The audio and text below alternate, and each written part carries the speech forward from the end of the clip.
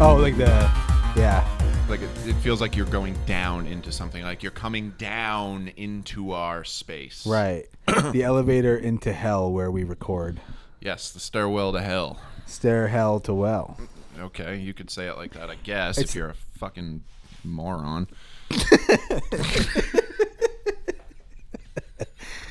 Well, without further ado, ladies and gentlemen, welcome to music, the show, the podcast, the thing that we do. What are we on a weekly called? basis. I whatever you want it to be called, I guess. Banter Boot Camp. Hey, write in. Let us know what you want it to be called. We are the Music Period Podcast. Oh, God. It's a great name. It's a great show. What is? The music. Oh, the Music Periods. What if we called it like the Music Banter Podcast? The music. We're just kind of riffing, right? Music Boot Camp. Yeah. Yeah. This only a few people know what the hell we're talking about right now. Okay.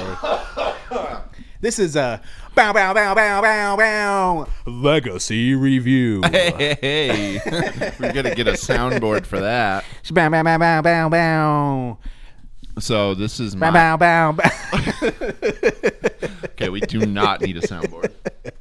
That'll be so fucking irritating. It'll be 30 minutes of me just interrupting you with the same noise over and over. And you'd be like, can I push some of the buttons? And I'd say, bow, bow, bow, bow, bow, bow. Okay, all right. Shit. So, legacy review. I gave Sam an album to listen to. It is Aquemini. Aquemini by Aquafini. Outkast. George Feeney, Mr. Feeney, Aquafina. Boy Meets World. Boy meets girls. Topanga. Topanga was cute. Mm-hmm. All right. The end. See ya. So Aquafini, the album. Aquemini.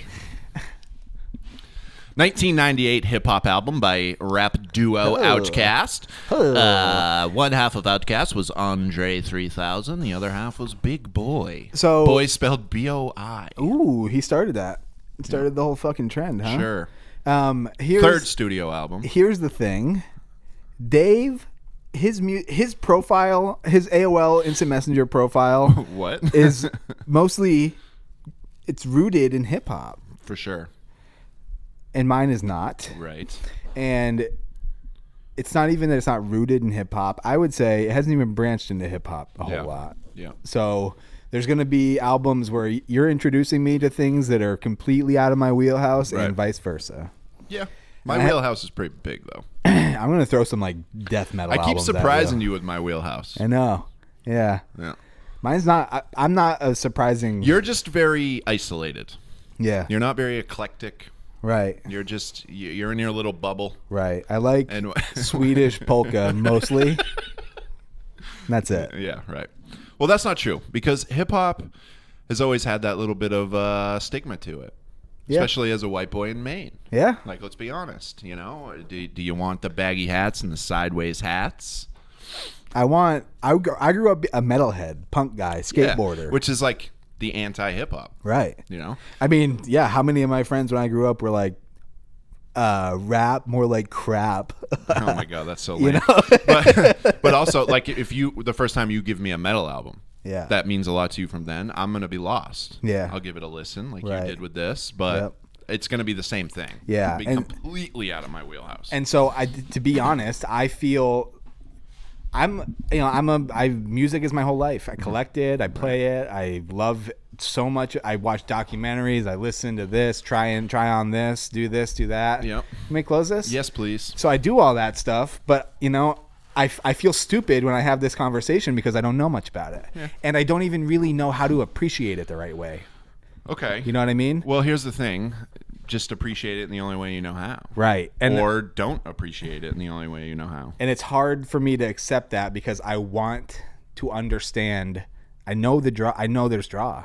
And I know that there's reverence. And like people hold this group in a high regard. Right. And I only know the pop version of them. They do have a pop version of themselves. Right, Yes. pop is probably a bad word for it. But I know what you mean. A popular. Yes. Yeah. Yep. Yeah. Today, pop is a different term. For sure. Yeah. Well, I mean, Outkast is not your typical hip hop act. Right. At all. There are still people in this world who think that Outkast is one person. I don't know which one they think is Outkast. How can you be introduced to Outkast, know what their music sounds like, and not have seen a music video? Not have seen a music video and also realize how different those two are. Right. And it's not the same fucking guy rapping. Like, are you kidding me? Do you have They're ears? completely different personalities. You've got Andre, who is out of his fucking mind. Yeah. Yeah. Yeah. But incredibly creative and thoughtful and skilled. Yep. Whew, the skill that man has. And then you got Big Boy, who's more traditional. He's very, very, very good hip hop artist. Very good rhymer. Very good, good flow. Everything. He's traditional cool. He's traditional cool. He's the Cadillacs and the gold chains. Smooth and voice. Yes, fucking, right. He just, everything about him is like, you either want to hang out with him, you want to be him, you want to go on a date with him. Right. Like, he's got that thing that's just very magnetic. Yes. Where Andre doesn't seem very approachable. No. He almost seems like a tornado. Like, I don't know if I want to get that close to him. You Right. know what I mean? Like, you don't. He's volatile. You don't wonder what his personal life is like because you feel like there isn't a personal life. Yeah. He just you know? is this person. Right. And then it just disappears when he's not being observed by somebody. Right. So Aquemini, just to give you a little background. Yeah. Aquemini is their third album. Okay. Their first album, classic. Southern Playalistic Cadillac music. It's more traditional hip hop. It's very laid back. Like the single's called like Play His Ball. Okay. You know, it's just very like cool. Do you know when that came out? Oh, man. Early 90s? Yeah, I want to say maybe 94. Yep, 94. Okay. 94 was a big year in hip hop. So, you know, you could see glimpses of Dre. Definitely, they were still different. Still very different. And then AT Aliens came out after that. And a song called Elevators. I don't know if you ever heard that. I don't think I have. Very cool. Okay. It's a very cool song. So their two albums are good. They're on the map. Everybody's like, geez, this group is different. But then this album came out, dude, in 1998. And it's just, I mean, it still sounds like nothing else. Yeah. Imagine it back then. That's what I was trying to get into the mindset of. Yeah. Is listen to this album as if nothing has happened since then. Yeah. You know what I mean? Yeah, okay. Yeah. And so, like, the first time I listened to it, I put it on. I have like a big speaker set up at my apartment. I cranked it super loud. And I texted you right when I started listening to it. And I was like, this thing is like demanding that I listen to it right from the fucking get-go. Yeah. And all of a sudden, after the intro's over and we go into the first track, it's instantly, I want to say weird. I want to say unique. I want to say groundbreaking, but not in a way where it's like, it's this weird sense of entitlement or that you're this person that's doing the whatever it is that's different is even aware of what they're doing as different because fucking Andre 3000 comes on and the beat is fucking great. The beat's smooth. Yeah. And then all of a sudden he starts chopping over this thing like he's fucking cutting carrots. He's slicing the beat. And it's he's not going with it. No. He's chopping that he's against dude. He's like he's going against the beat. Right. And it's so different and it's so jarring and it's so unique that it once again demands that you pay attention to it because you don't know what's happening. Right. And so right off the bat, I'm like, okay, this is different. Yeah. This is a fucking different album. Yeah. It's unlike any other hip hop album I've ever heard. And it is widely recognized as that. Yeah. It's widely recognized as a classic hip hop album. The Source magazine used to be a big deal back in the day. And they had this rating system where getting 5 mics was really rare and hard to get. Right. This album got that, you know? Okay. So when it came, it was very critically acclaimed. Rosa Parks, track 3 was the single. What a fucking song, dude. Dude, there's like a hoedown in the middle of it. How weird is that? Dude, and the layers in this thing. Yeah. The layers of the instrumentation, like the whole time there's this really low frequency bass going on in the background. Yeah. And it lays this super fucking cool foundation for them to just go off in these crazy tangents for what the melody is for the beat, and it soars around this shit. Yeah. It's so fucking unique and it's so cool, and it drew me in so quick, and I was just like, this is a different kind of catchy. Yes. It's not like there's a hook that I'm like fucking... Even though there is. Right. But it's just something about the music and the other parts that drew me in even harder than the hook. I don't know what it is. Yeah. It's a little bit of an enigma of an album. Yeah. Especially in the hip hop world. So just to give a little, if anybody knows about hip hop, 1998, that's the year the Black Star album came out, which separates in a similar way, but more traditional hip hop. But here's some of the bigger albums of that year. Jay-Z, Hard Knock Life. Okay. That was a monster. Yep. Big Pun, Capital Punishment. Okay. Monster. DMX, sophomore album. He was huge at that time. Huge. Tribe Called Quest album come out called The Love Movement. It's actually pretty good, but whatever. Juvenile, 400 Degrees came out. Whew. Yeah. That's when things really got cooking. Busta Rhymes came out with his album. That's one, that's the one where he was doing songs with like Janet Jackson and stuff. So that was a big old monster. Yeah, he's a fucking weirdo. Mystical was really big at that time. Yeah. Shake your ass. Yeah, that one. Watch yourself. Lauryn Hill. Hello Nasty by the Beastie Boys came out that year. Great fucking album. And Redman, Doc's the Name, and To Cal 2000, Method Man. Wow. So that's the state of hip hop at that time. Not bad. Not bad at all. But then Aquemini comes out. That doesn't Just imagine fit. that coming out in the midst of all of that. If there's like a board with shapes and all of those things can fit, this thing is like it's like liquid. It doesn't go anywhere, but it can go into any of them. Right. It's super unique. Yes. And like it's weird. It's weird to think that this was at that same time. Yeah. It doesn't make sense. It almost feels like it shouldn't have been popular. I agree. It's not even in the top 10 of highest selling rap albums that year. But again, the state of hip hop at that time, it was still double platinum within a couple months. And also, like, how many of those albums are probably still selling like this one is? I'm going to guess not fucking many. Jay-Z, obviously. Yeah. But like... Yeah. Longevity. Foresight.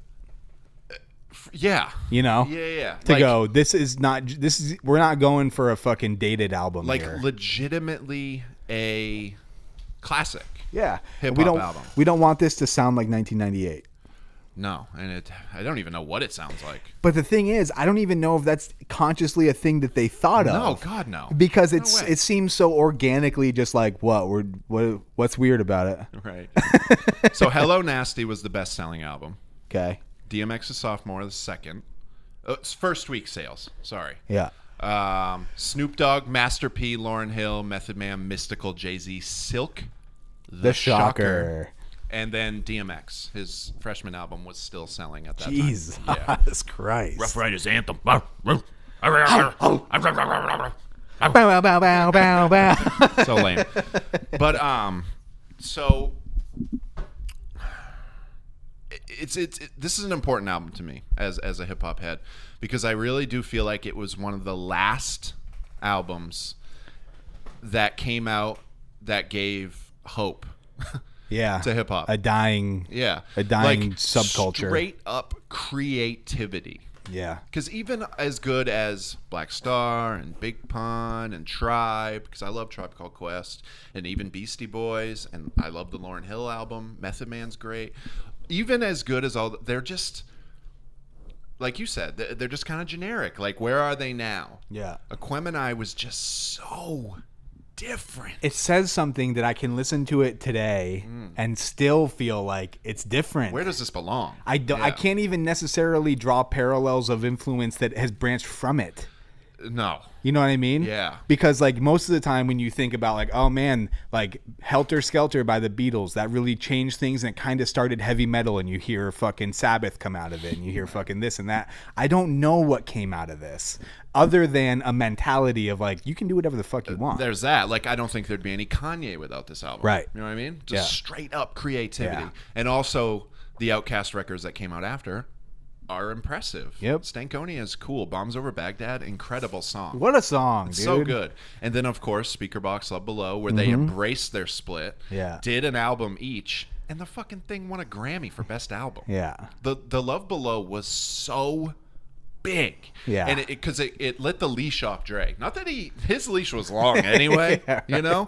But what a weird album The Love Below is. Yeah. Like, I even kind of struggle with it. Yeah. Just because I have such a strong tie to Aquemini Yeah. that when they won the Grammy for that, I was like, you got the wrong album. Right. You got the wrong one. Yeah. But The Love Below is also, like, that's still looked upon as, Jesus, a Right. classic.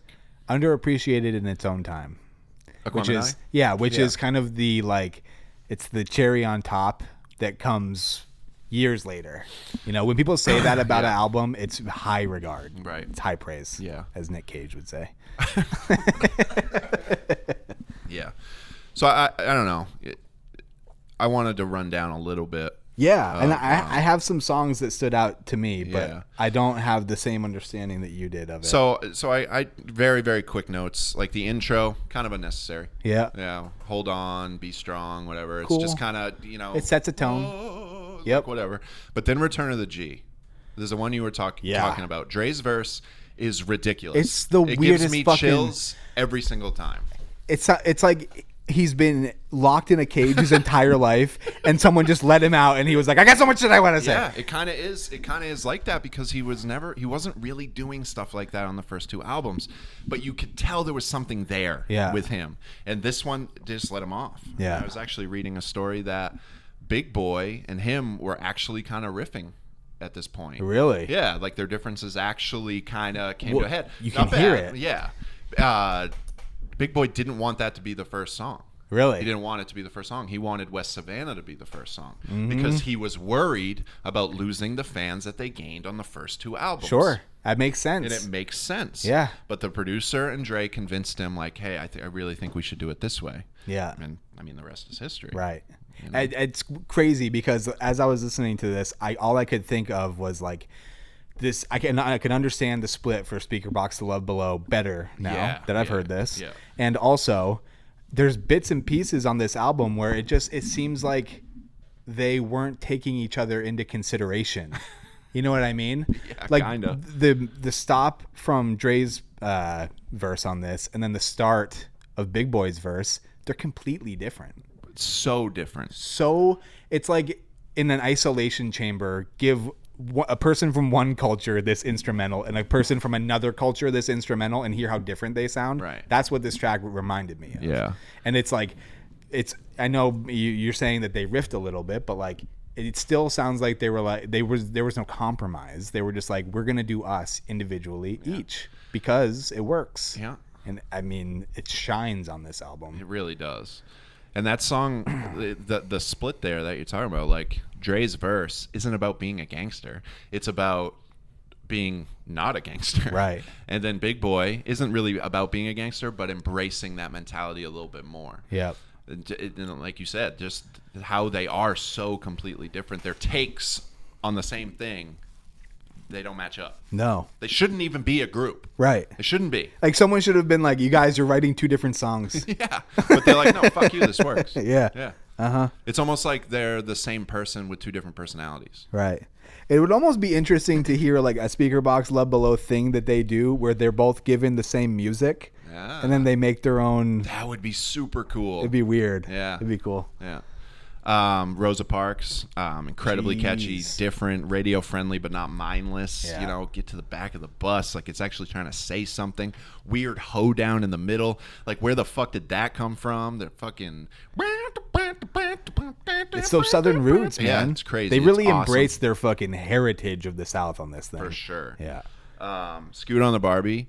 Is one of- Raekwon is a fucking animal on this dude, thing. that verse.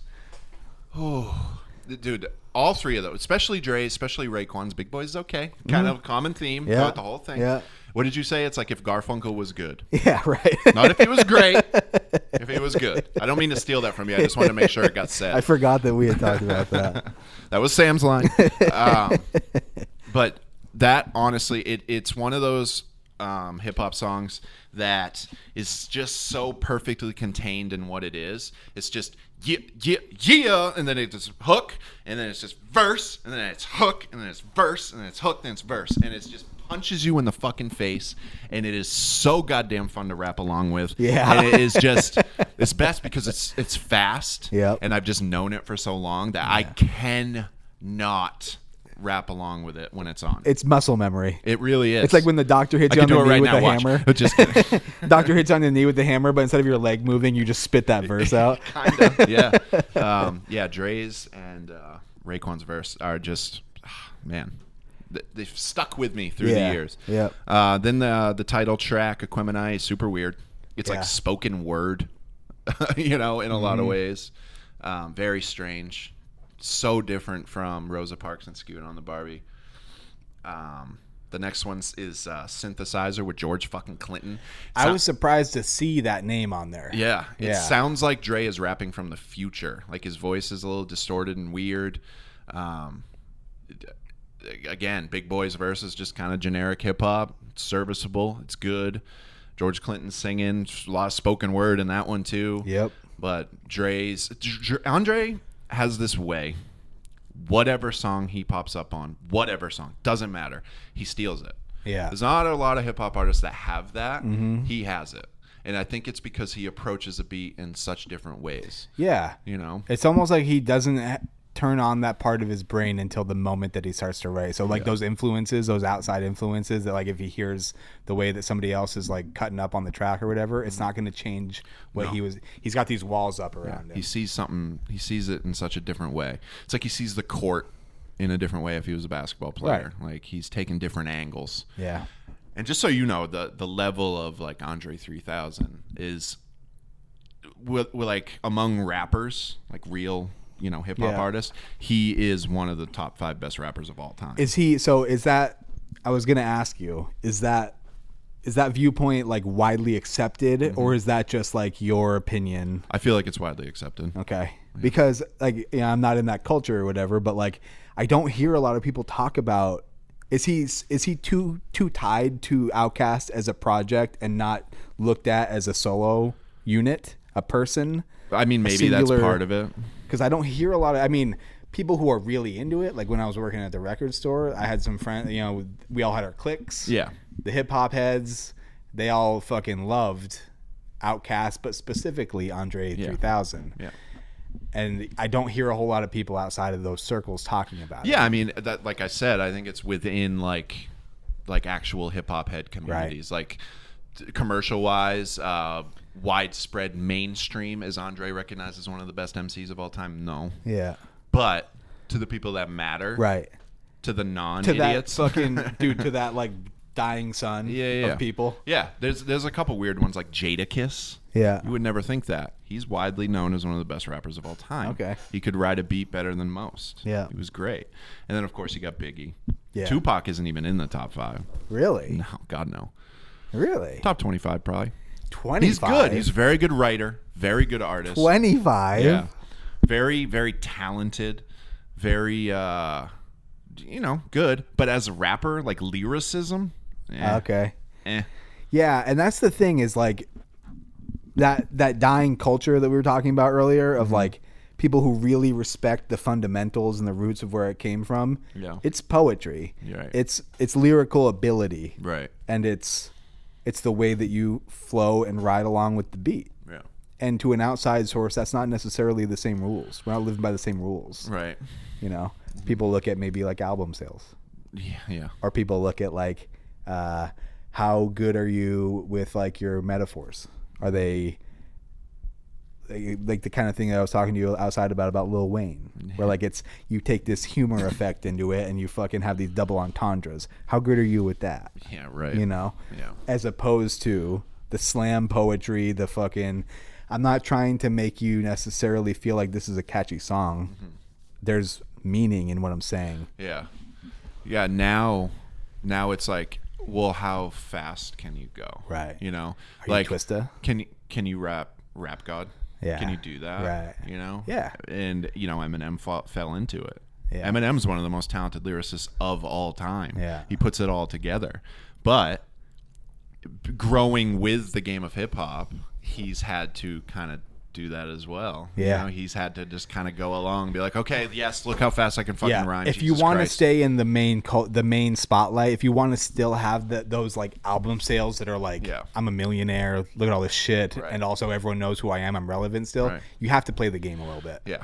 Well, I'm gonna diss this guy. Yep, I'll diss him. Jesus Christ, and I'll rap it fast. I'll do this. Yeah. Then Outkast just never cared about that. Right. Dre never cared about that. Which it's so punk rock. I fucking love that, dude. Yeah. And Andre 3000, I feel like if he was born in a different time, would have been a punk singer. Yeah. You know what I mean? Like if he was in the 80s when fucking people had mohawks and shit, he might have been one of those guys with a fucking neon mohawk singing in a fucking punk band. Have you ever seen the way he dresses and shit? It's very, very, very strange. So Synthesizer was George Clinton's Slump.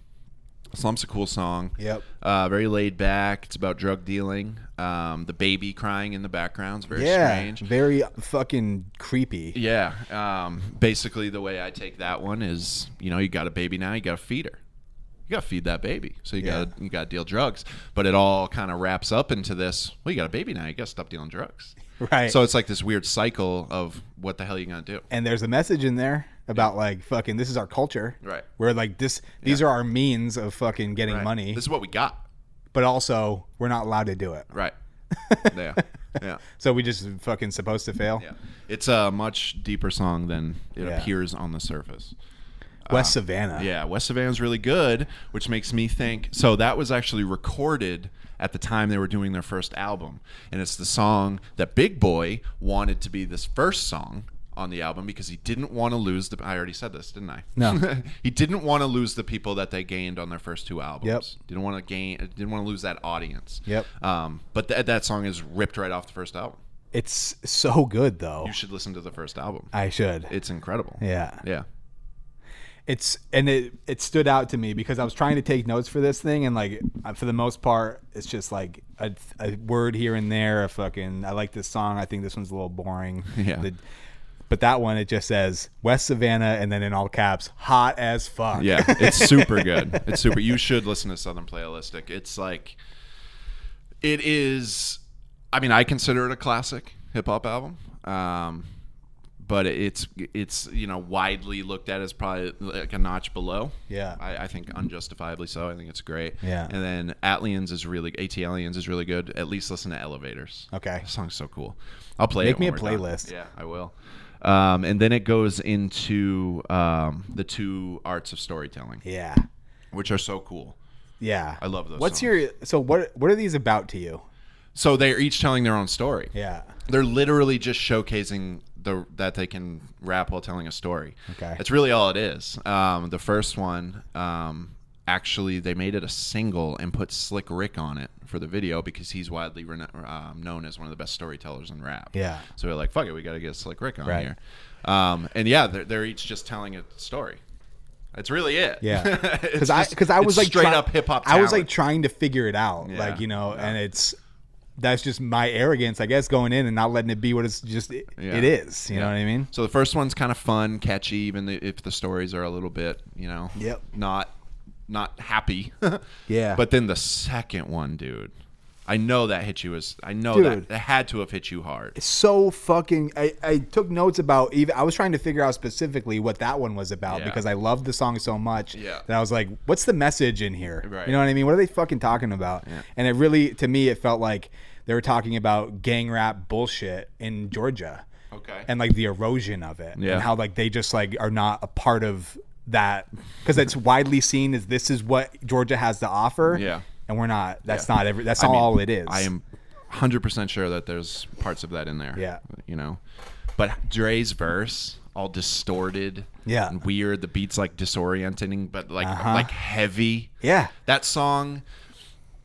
You can listen to the album. Yeah, I mean, you got Slump, West Savannah, Synthesizer. So you got Aquemini, Synthesizer, Slump, West Savannah, and then the art. And it's all like kind of upbeat, and then the fucking the art of storytelling 2 hits, and you're like, Jesus Christ, Right. what the hell just happened? And like that's kind of the reason why I was thinking so much about like the drug dealing and the doing drugs aspect of it, because it almost feels like the beat is on drugs, or like the song is on drugs. You know what I mean? Yeah, right. It takes this wicked turn, and like you said, the distortion in the vocals. Yeah. And it's like a little dizzying when you're listening to it. For sure. Yeah. And it's quick. Yep. It's a very short song. It's like a punch to the face. Yeah. Is what it is. Right. You didn't even see it coming. They didn't feel the need to extend it any longer than it was. Right. Just this is a quick one. Yeah. And then it's immediately followed up by the worst song on the album. Mamacita is incredibly irritating. Yeah. I hate that song. So fuck that. And then Spotty Oddie Doppalicious. I'm surprised you say that right, because I fucking trip over my tongue when I try and say it. I love that song.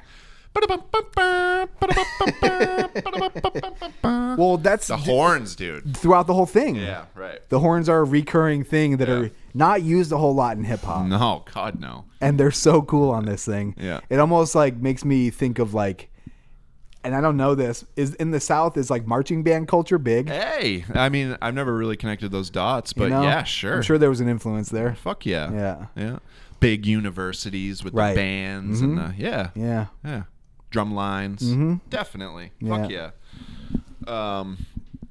Next song is Y'all Scared, the obligatory crew track. They gotta have the Goody Mob come on, and everybody does a verse. And, and then the next one is it's just some kid doing a freestyle over the phone.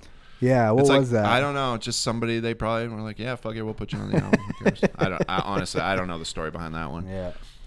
Liberation was CeeLo when CeeLo was cool. Yeah. It's like soulful. It's funky. Yep. Big Boy's just along for the ride. Yeah. It's like, okay, Dre, CeeLo, do your weird shit. Yeah. Big Boy's like, I'll rap at some point. He's probably the best dude to have in the passenger seat of your car. Yeah, for sure. He knows where all the best places to eat are. Yep. He's got the aux cord and he's fucking playing fire shit, dude. Yes. Fucking right, man. He's like, oh, this one slaps, dude. This one slaps. He's always got joints ready, blunts. Always. Yeah. He's always saying, hey, just pull over right here. Yeah. Always. Just put right here. Right. He's in charge. Yeah. But he's not. It's unacknowledged. Yeah, right. Right. He reminds me of my friend Brian from back in the day so much. Yeah. That nobody's going to understand about. And then the Brian. Then the last song. Yeah. Chunky Fire. Weird. How weird is this song? It's super weird, and it really just, there were parts on this album where like pieces of the musical roots of the South, like the blues and the R&B, really shine through. Right. And the way that it did on this one with like the guitar riff and I don't know, it's just a weird song. Yeah. It's good. Yeah. It's weird though. It's super weird. I've always really liked it just because of how different it is. Yeah. Like, again, I never did, and I still never have heard anything like that on a hip-hop record. Yeah. Ever. Right. It's so strange. Yeah. It's like trying to be rock and roll, but it's also trying to be hip-hop, and it's also trying to be... Yeah. It can't be contained. And that's kind of the fucking theme of the whole thing. For sure. Right? So Yeah. it makes sense to end on a track like that. Yeah. One thing I did notice while going through this again, it had been... I pop on Scoot on the Barbie all the time. Yeah. I mean, that one came up previously on another thing that we used to do. Yeah. I love it that much. Yeah. I love that song. But I hadn't given it a full non-skip play in quite some time. And it made me remember how much I fucking hate skits. Yeah. I'm so glad skits aren't a thing anymore. Skits are so stupid and unnecessary. Yeah. I hate them. I haven't heard a hip hop album in a long time that has done one. Yeah. So R.I.P. Fucking Eminem peace. does skits still. Really? It's so irritating. He's old. Not as much as he used to. But yeah, just How funny is not as much as they used to be a thing. Like Yeah. 3 on an For album. real. And they're like 3 minutes and long. that goes into my Megan Thee Stein thing where they're all just fucking playing characters. Yeah. It's no wonder that all of these hip hop artists turn into actors. Yeah. Andre. I know. That's what he does now. Yeah. He's an actor. Yeah. I think he played Hendrix in a movie a little while ago. Yeah. I don't think it went well. Yeah. He's openly said he's not going to do music again, right? Yeah, he went on Rick Rubin's podcast and was like, I'm just not able to do it anymore is basically what he said. He's like, I'm finding it hard to find the creativity. Right. It's like, geez, that really sucks, man, because we're missing out. He was on the last Anderson .Paak album. Was he And really? his verse is fucking good. I didn't know I that. was so happy to hear it. I Yeah. was like, that's fucking Andre, no shit. And then he just, Faded off again. yeah, just fucking. He just did it, materialized in the studio. Right. Yeah. He had some weird, like, feather boa pants on. Right. And fucking, He was half dressed like Peter Pan and half dressed like a mermaid. He had just changed out of his half Civil War general. And like it's not like top and bottom half, it's like split down the middle the long way. For real, dude. For real. Crazy. Yeah. But anyway, we're going on for a really long time. I just wanted to kind of wrap this up in a way that. Can I just say one last thing? Sure. This album art is really goofy and it's funny and I like it a lot. Yeah. It looks like an airbrush thing you'd buy at the fair. Yep. Which is, for a long time in hip hop, it feels like they didn't give a fuck about what the album looked like. Well, that leads me into my next point. Okay. Cash Money. Yes. So Cash Money was getting big around the same time. And I already kind of said this, but Aquemini was like that last little bit everybody was holding on to as hip hop heads. Yeah. I really feel like this year and the year after is where hip hop changed. Because in 97, Hot Boys came out. By the way, Google that. Googling Hot Boys. Jesus fuck, man. So where can I find that? But Hot Boys was Juvenile, BG, Lil Wayne, and Turk. Yeah. Cash Money, which their album art Is atrocious. It's unbelievable. It's all hilarious. Photoshop, fucking jewels and So what do you guys want on the album? Fire! money and boobs. Cool car! Sick house! Big, the money's big, like big as the people. Yeah, right. You know, not a lot of money, just like one stack of money that's the same size as the person that it's next to. Right. I can do that. Yeah. But it's like hip hop could have gone in either direction and it chose the wrong one. Yeah. We're living in the alternate universe. Yeah, like Aquemini gave it an option and it just didn't really go there. Yeah. And I mean, it did kind of open up guys like Kanye and, stuff like that, who probably aren't even consciously influenced by Outkast. Yeah. Because I've never even heard this opinion said or anything like that. It's just something that I've always kind of thought. That I think Cash Money and the birth of Cash Money and No Limit and shit like that, like, changed hip-hop forever. And I think it changed it for the fucking worst. Right. Well, there's something to say with that whole mentality of hip hop got big. Yeah. In the 90s. Yeah, early 2000s. Yeah. And it's happened with a lot of genres of music where like it blows up and it gets overinflated and then the next wave of whatever it is comes through, and it's most of the time when things get overinflated there's a lot of bullshit and there's a lot of bad stuff in there. Right. And that's what takes the reins and runs. Mm-hmm. But the cool thing about it, like we were talking about, is like it happened with jazz in the 30s and the 40s, right? Jazz was like the thing. Yeah. And then like blues happened, and blues kind of took the reins, and jazz kind of got small, and then blues got big, and then rock and roll was pulled out of blues, and the trail goes on forever. Yeah. And every time that happens, whatever the previous thing is, it's got its core people who still care about it. Right. And those are the people that really push it to its boundaries. And without that happening, like say we went down the road of Aquemini, Aquafina, Aquaman, Aquafina, Aquemini, a Gemini. Say we went down. Yeah. What would have happened? Like this would have been overinflated. Yeah, probably. And we probably wouldn't have gotten a lot of the really good stuff that came out of that core people. You're probably right. But I get what you're saying. Yeah. Everything happens for a reason. And it's not all Cash Money's fault. I feel like that's when it became okay for hip hop to suck. Yeah.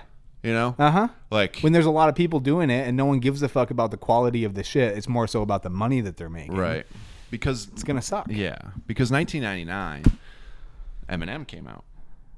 And Eminem, incredibly talented rapper. Yeah. He's very, very good. Mm-hmm. He's technically sound. He's a good writer. He's talented dude. But he crossed over. Yeah. And then it made it so any hip hop artist has to cross over now. Yeah. He was on fucking TRL, you know? And but the cool thing about him that he didn't embrace it. He fought against it. Yeah. You know? But it just, that little period of hip hop in the late 90s changed everything, because it was really, it was I've already said it, which way do we go? Are we going full pop, or are we going to kind of keep it for ourselves? Yeah. And it went full pop. Yeah. This is what it is. If you want to be a We need successful 10 hip hop people. artist, you got to be on the radio. Yeah. You got to be on TRL. Tempt him. Yeah. Dangle the dollar. Right. Yeah, and it all happened from some untalented people in the South. Hey now. I don't care. They're not good. Juvenile's ha is the worst thing that's ever happened to hip hop, because he rhymes every line with ha, and then now rappers still do it. They still fucking do it. Yeah, it takes a lot of talent to No, do it doesn't. You write a line and then write the word at the end of it. That's it. Yeah. It's so fucking It's a creative annoying. workaround, dude. Even fucking Kanye does it every now and then. I'm like, cut it the fuck out. It trickles into talented rappers. Little Sims is like my favorite rapper right now. I love her. She does it every now and then. I'm like, fucking stop. Yeah, it's your pet peeve. Yeah. Yeah, because you tie it back to that fucking the fork in the road. Yeah. And it sucks because, you know, when Cash Money came out, I was like 14, 15. I didn't hate it. Yeah. I was like, oh, this is fun, whatever. But I always hated that Juvenile song because I didn't get how he was just rhyming. And all my friends were like, song's fucking awesome. Like, no, it fucking isn't. This song sucks. Song fucking sucks. Yeah. I don't know it. It sounds cool, though. No. It's fucking garbage. So I get too heated about hip hop. You were passionate about it. Yeah. I was really into it, man. Yeah. It was just... Where's your album? Where's my album? Yeah. I think I'm on some mixtape in Canada somewhere. Nice. Yeah. The Great White North. I might be. I probably am not. If you have that, send it in. I don't have it. Let us listen to it. Nobody has that. Come on now. Nobody has that. There was a lot of alcohol at that time. So good choices. I remember going and like being part of ciphers or whatever. I don't know if anything actually got recorded. We'll do it here in studio someday. Sure. We'll do that. We'll do a rap battle. I'll rap against you. I'm going to stick to being the fan. Yeah. You found a lane. Yeah. Yeah. I'm the fan. I'm really good at enjoying stuff. I am just so fucking white. You know? That shit don't work anymore. What the hell am I going to rap about? Be like, I went to bed early last night. Yeah. That's it.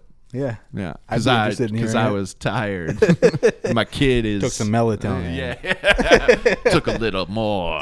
Took a little extra this time. The bottle said only take 20 milligrams, but I took 25. So lame. All right. Well, I did a lot of the talking there. I hope you enjoyed it. Yeah. At least I for did. like, you know, an appreciation factor Absolutely. of... And like understanding how things have evolved, and it's a whole world I need to know more about. Well, do you?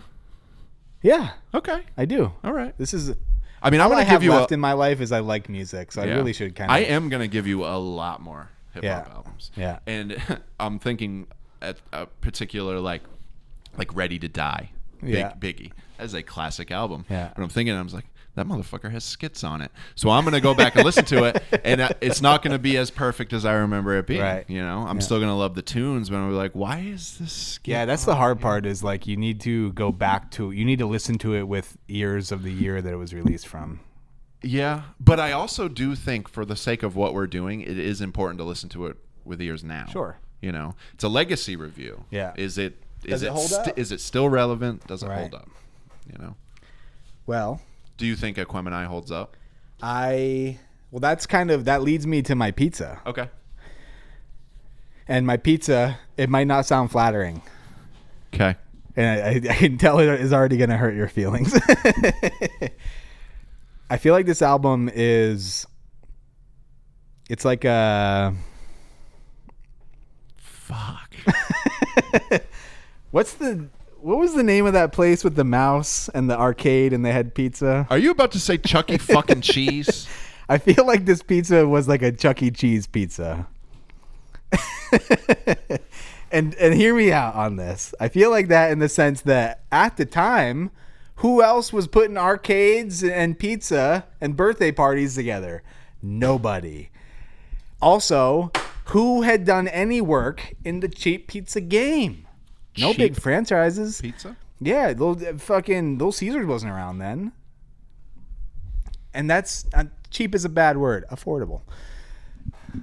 You're making it sound way more negative than it was. You're the only one talking. This thing was Chuck E. Cheese pizza. It's gone now. It influenced a whole lot of stuff, but it doesn't really get all the credit that it deserves. Okay. All right? All right. You okay with accepting that? I mean, it's not really up to me. It's your pizza.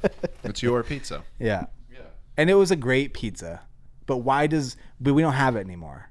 Right. It burned out. Yep. Something happened over the years and we lost that road. Yeah. Right? Sure. We don't have it. Yeah. You could have gone the local pizzeria that was really good but went out of business because of COVID. Yeah. I could have. All right. Well, mine is, say you go to, a lot of our listeners won't know this, but like an Otto's. It's like a specialty pizza joint. Yep.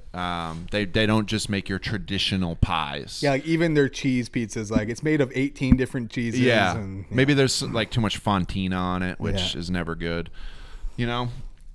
But you go there, you sit down. Maybe you're meeting up with like your wife's family. And you're like, I don't want to just have a regular pepperoni. I want to try something else. So they got some weird shit on the menu, like a mashed potato pizza. Yeah. Or like just a random like fucking artichoke, spinach, just kale. something weird that you would never put on a pizza. Right. But you get it and you eat it and you go, holy shit. That was good. That is so like cranberry good. sauce. Just and it's like peaches. a Thanksgiving dinner. Hope everybody had a good Thanksgiving, by the way. Oh, yeah. I actually don't care. So it's like a Thanksgiving dinner pizza. It was great. You're not going to eat it every day. Yeah. You're not going to eat it every day. Okay. But you're going to go back to it. Yeah. You're going to go back to it next time you sit there. Or maybe it'll even tempt you to try something different. Yeah. You know? It expands your horizons. It expands your horizons in the pizza because it just doesn't seem like it should be pizza. It makes you go, maybe there's other different things that I would like. Yeah. Maybe. There's a whole world of pizza out there. Mm-hmm. I'm projecting my pizza onto you. But yeah, that's my pizza. All right. Music, period, podcast. The show. Music, period, podcast, the show. Music, period, podcast on Instagram. At Gmail. And at Gmail. And on Apple. It's on Apple. It's on the Spotify. It's probably on other things too. I don't know. It is. Yeah. Amazon, surprisingly, getting a lot of attention. Sweet. Amazon? Yeah, like Amazon Echo devices or whatever. Sweet. I don't know. Fuck yeah, cool. Yeah. Thanks to the overseas listeners. Yeah, what's going on? Yeah. Keep them coming. If you like it, hey, send us a fucking little note. Tell us. Yes, send us an email. Here's what I want you to do. Send an email explaining how poorly I reacted to this album. Because I can tell based off of Dave's face that it didn't elicit the response that he was looking for. Well, no, you talked good about it the whole time, and then your pizza sucked. Well, your pizza was good, so it made up for it. So yeah, I do want to throw one last thing out there. Okay. I've been meaning to do an ad. Sorry. Okay. In our Apple bio, there's going to be a link to a Discord server. If you are interested in sports memorabilia or sports card trading or anything like that, click on the link. Sam doesn't like this. It's my other it's another little side gig. It's super fucking fun. You can win really cool shit for cheap. It's really fun. Join us. I won't. I don't give a fuck if you do. You don't like that shit. I don't know. Join us. Fucking do all that stuff. It's fun. No, you guys have been doing that for a little while now, and it's like another world I don't live in. Yeah. But the amount of people that I see that are like so excited to see you guys doing these things, and what memorabilia you open, and all this. the mystery aspect of it seems fun. Yeah. You and I took a trip out and we looked at baseball cards, and I got a little nostalgic for a second. Yeah, it's crazy. Yeah. I've been getting nostalgic. I can't help it. I'm getting into collecting again. Yeah. I can't help it. Yeah. It's great. And high-end cards nowadays are really, really cool. And I'll open high-end boxes. Yeah. And you can buy a spot. You can buy a team. I'm not talking to you specifically. But, you Talk know, to me. you're a Baltimore Ravens fan. You're like, I want all the Ravens cards out of that hobby box. I'm like, fuck yeah. Yeah. Buy the spot. You get all the Ravens cards. I don't Sweet. know. It's super fun. That's cool, man. Yeah. So there's our Coastal Collectible Breaks Discord server. Join us. CCB. We're also on Instagram, Coastal Collectible Breaks, and Gmail, Coastal Collectible Breaks at Gmail. Yeah. Boom. Yeah. But this is Music Period Podcast, and we're fucking awesome. See you guys next time, Friday, maybe. Yeah. We're probably not going to follow a super strict release schedule. Nope. But you'll hear from us again soon. Yeah, for sure. Let us know what you want us to review. Yeah. Let us know what you don't want us to review so we can make sure that we do that. Yeah. If you tell us not to do something, we're probably going to do I'm a it. child, and then I'll make Yeah. sure that it happens. Yeah. Oppositional disorder to the fullest. Right. All right. Thanks for Peace. listening. Bye. Lithuania. Bye.